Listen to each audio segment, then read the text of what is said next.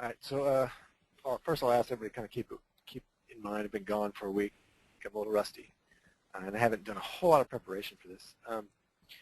Basically what it is this is and please feel free to ask questions anytime you feel like it. It was a fairly large project, our first Civil 3D project. We just decided to do it in Civil 3D instead of LDD because it was felt it was time, and then we thought we could use the surface later on for our street alignments and profiles. So in the process, I came up with some interesting problems and some interesting solutions. At least I did, or David did. David came up. It's very helpful. So here's the finished surface. Let me try to zoom around so you can see what it's like. Okay. So it slopes up pretty extreme towards the north side of the project up here. These pads down here are sunk for parking, for building foundations. This slope in here, this extreme 2-to-1 slope, is something me and David worked on today. That was not easy. I'll go into that later. Let me show you where I started from. What I've done is I've gone back now to an older version when I first started this surface.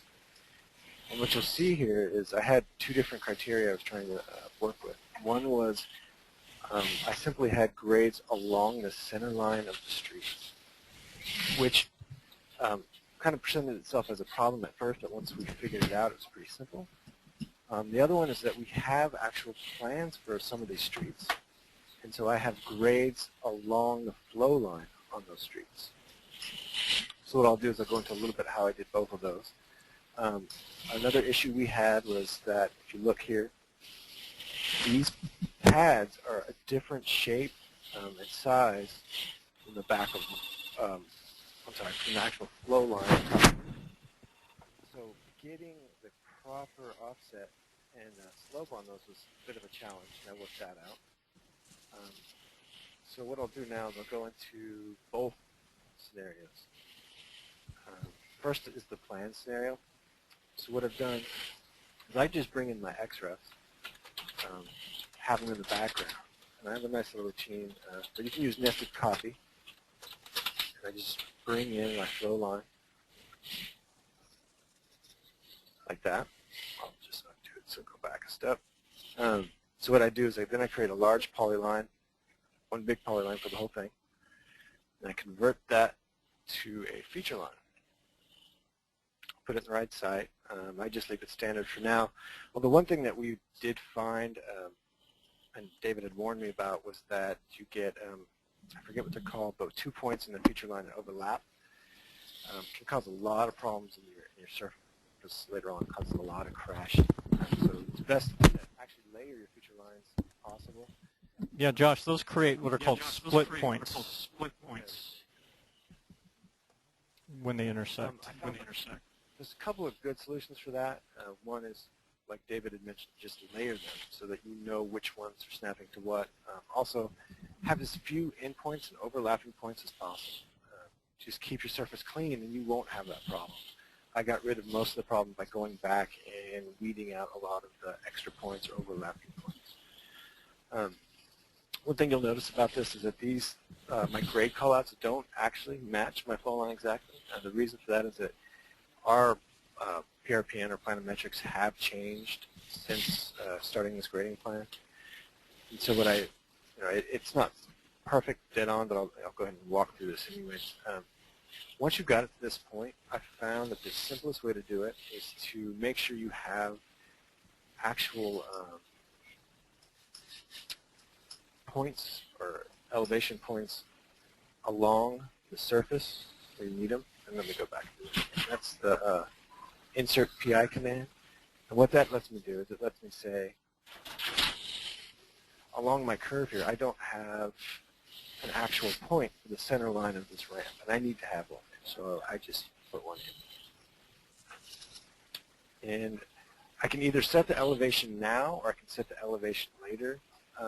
I found through my experience that it's best at this point not to set the elevation, and the reason I say that is if I have an elevation at the endpoint of this line and at the other endpoint of this line, and I start putting PDIs in here with elevation. Every once in a while I run into a point where it will not allow me to put a PDI in, just because it can't figure out the elevation. And so I have to go backwards a few steps. So in general, I think it's probably best not to put those in. I just leave the elevation at 0 and then go back to 3.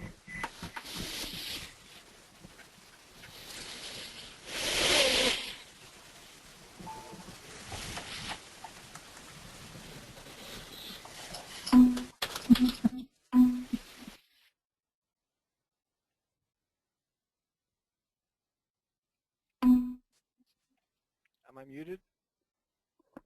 Hello? Damn it.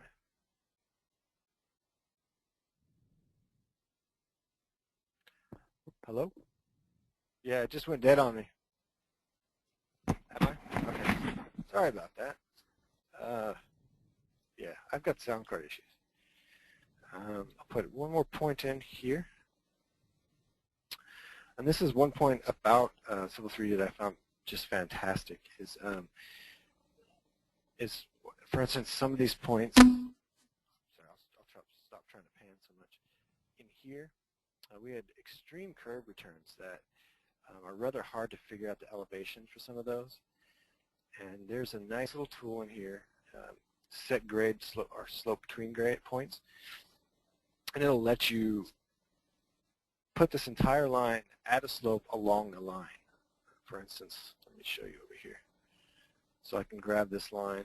I say I want to start at this point here. And I want to set that elevation at 21.79. I'm going to ignore these other 2 points for now. And I'm going to set this one at 20.92. And what that'll do is it'll give you that curve all the way around at a consistent slope, which helps me when I come back here. I can use my, quick elevation edit command. Of course, that only works in plan view, by the way.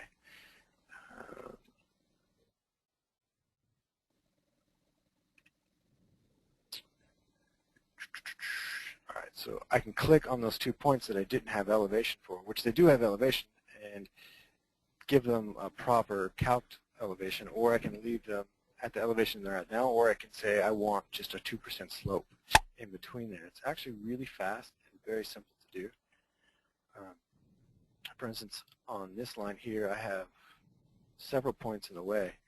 But what I can do is I can grade this entire feature line between 2 elevations, or I can use, several elevations along the way. So I can say, let's say this elevation here, it already knows its elevation, it's 32.331, and then I can take it all the way to the end of the line and put that elevation in. And it will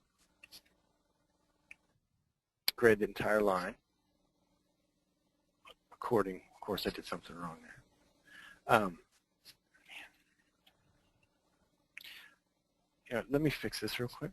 I believe what the problem here, oh no it's not. Never mind, sorry. I have something floating out in the middle of space. Let me check my elevations. Okay, so the mistake I made there is I did that without clicking the option. So I'm going to do the same thing I did before, 20.790. And what you'll notice is that when I click the end here, it defaults to grade. And I put in an elevation. So I need to put an elevation.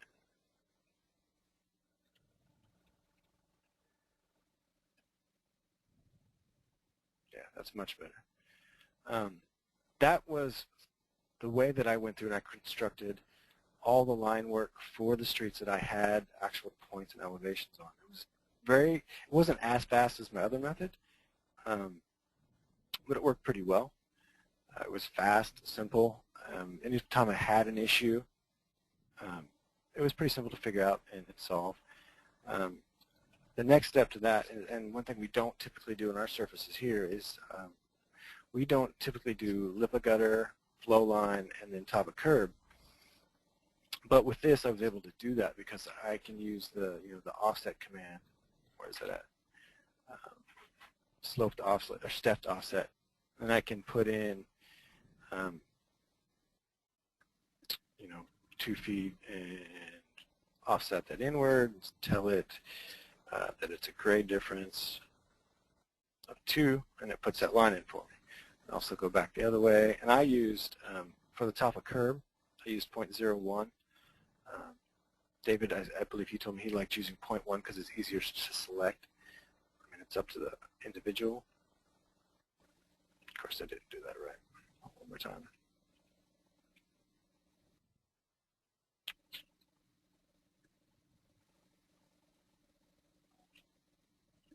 0.1 here, and use difference of 0.5.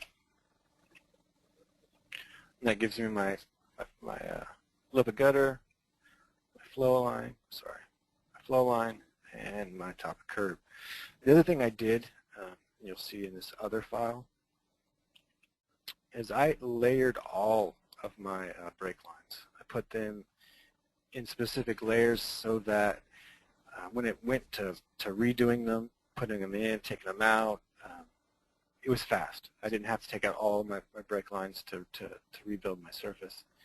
And if you look in my surface over here, I also separated them by what they were: top of curb, pad, back of walk, flow line.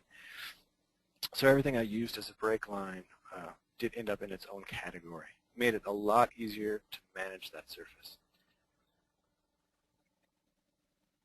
So back to this other drawing, the other method I used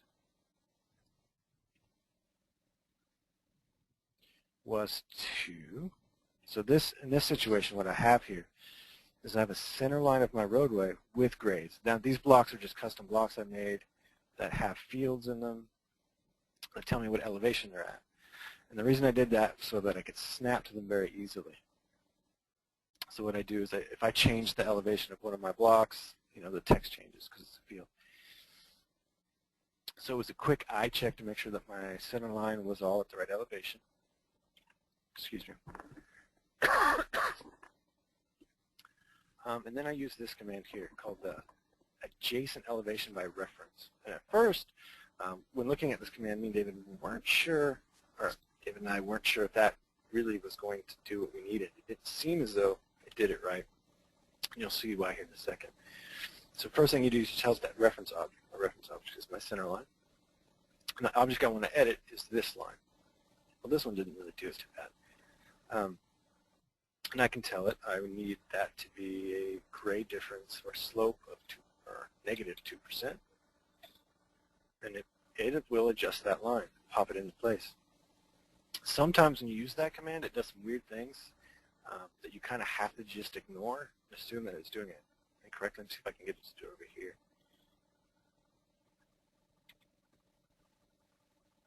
No, it's still not doing it.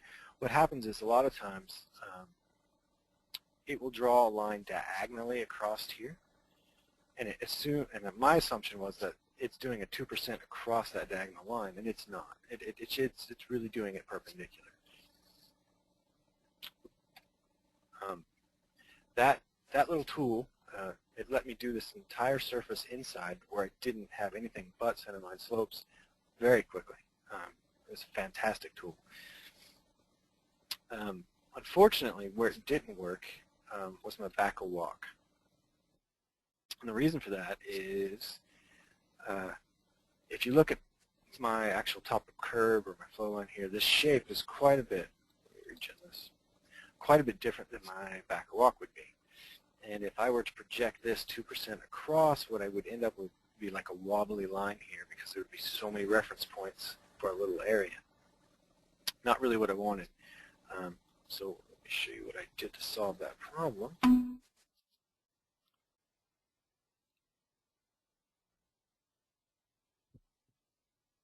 you look in here, what you'll see is these little red feature lines that I put in.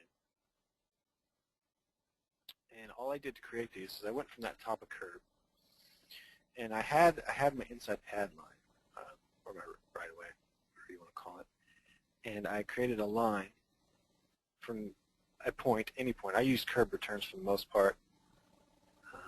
I think that's all I really used. because I wanted a nice constant back of walk.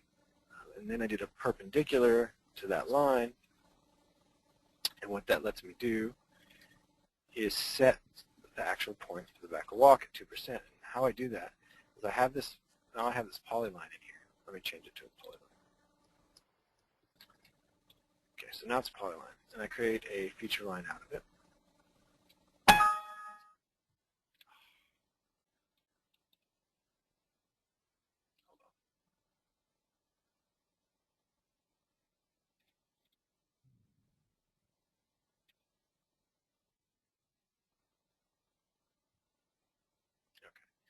so I create a feature line out of it, and it's basically flat at this point. And what I do from there is I take and I use the quick elevation edit, and I click in the center of this feature line. And it tells me, it asks me what slope I want to set it at. But the problem is that if you look, it's highlighting the bottom line here. What I need to do is I need to highlight the other line. So I click, why isn't it not doing that? It's a bit of an issue. 1 second.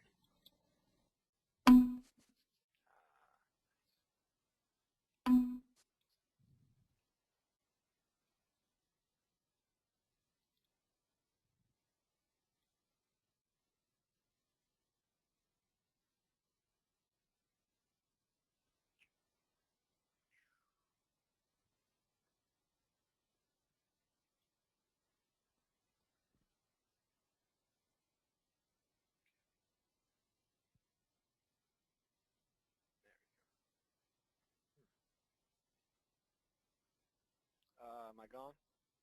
Hello? Hold on, let me mess with it.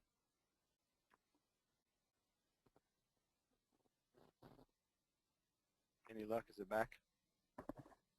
Better? All right. I don't think I can hear anybody else, though, fortunately. Yeah, my speakers went out. I'm here. I'm here.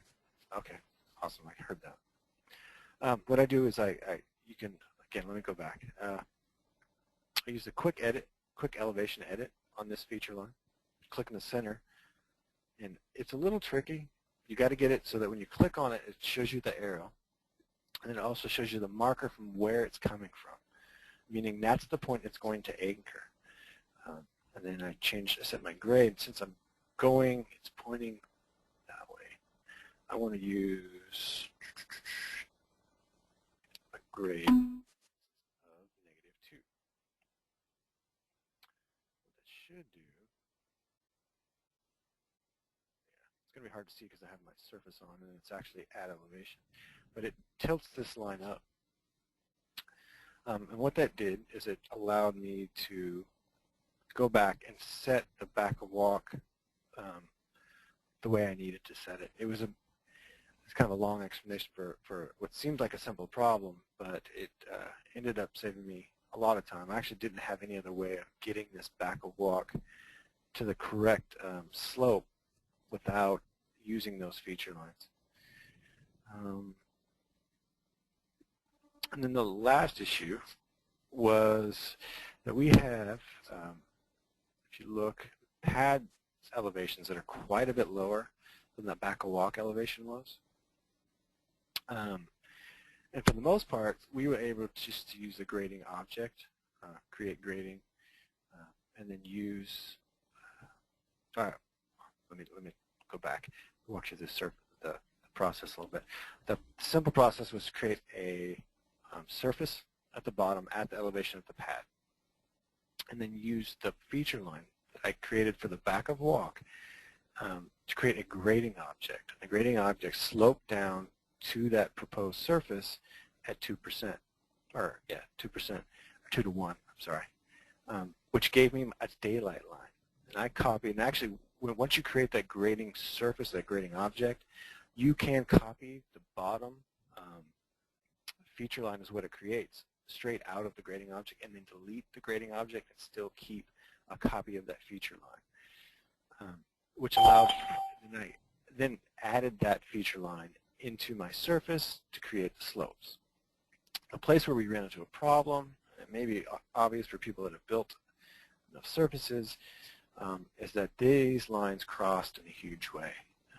Once the slope was brought down to 2 to 1, all the slope lines, David had a word for it, bow tied, I guess. Civil 3D would not do it. It crashed several times. And so the solution was, and it was just for this one pad. For all the other pads, it worked fine. This pad has an odd shape, a lot of curves. Just took an LDD, created a grading object, created the daylight line, and brought it in here, made a feature line out of it, and added it to my surface. Very simple, very simple. So that being said, the point of doing the surface itself was to create volumes. In order for me to do that, what I did, my surfaces, what I have in here is I have a data shortcut to my EX01, which is this surface here, and it's set right now to, let me change that, to border only. Bring in the contours. You can see it underneath there. And then I have my surface 7. Volumes are quite a bit easier than they used to be, especially a lot easier than they were in LDT. There's no need really, unless you want to see specifics, to create a volume surface. You can go in here and let's see, where is it at?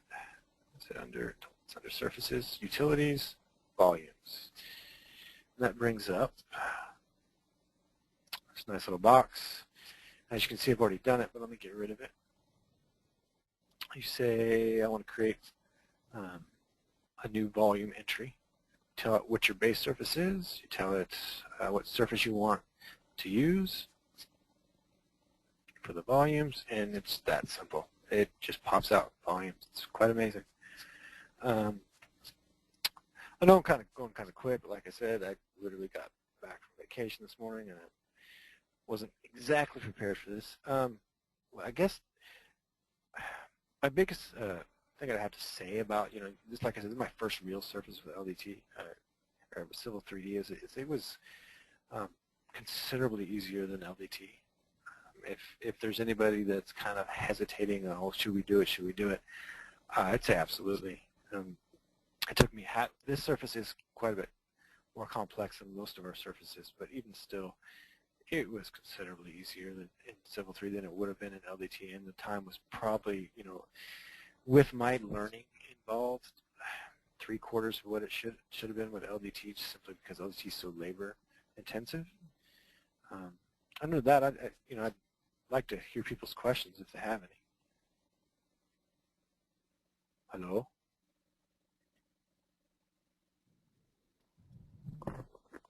Is anybody still there? Yeah, I'm here. Did that make sense? Did I go too fast? No, everything's good. Actually, I've also done a couple of surfaces, so I agree with everything you said. Is that, so you saw the two different ways I was doing that? Using the projection, I call it a projection, which is this command here, the adjacent elevation by reference, and then also using the this command here, the set grade between slopes. When you were building your surface, what did you find was the easiest way to get lines at their elevation? What was that again? How did you, for instance, when you were building a surface, did you have a center line to build it off of with elevation, or did you have, like, for instance, here with these grades? Well, we did a little bit different. We don't have like a center line. It's just like in industrial platforms. So we have to grade first the platforms, and by that, well, I know we don't grade most of the time like roads. We use more the corridors options. Yes. that was actually one of one of the options David suggested for doing this. He suggested a couple other options. One was, instead of using the elevation method, would be to create an actual surface underneath the roadway that had the centerline grade and was projected on either side of the center line down at 2%. And then the benefit of doing that was that as you adjusted that surface or any part of that surface, your roadway would adjust. It's an easy way to adjust everything. And then the other option would be to create corridors. But for this, we have so many different types of road on here. Corridor may have been a bit tough. Yeah, I like to grade this way better, but over here we have to create also cross sections every 5 or 10 meters, and all of the roads. So that's why I have to build the corridors. If we didn't have to create those cross sections, I think this is the best way. Like I said, the whole process surprised me. I thought it was going to be a lot harder than it was, and it ended up being simple, very simple. All right, well, I guess with that I'm done, unless anybody has any other questions. I'll hand it back on to David.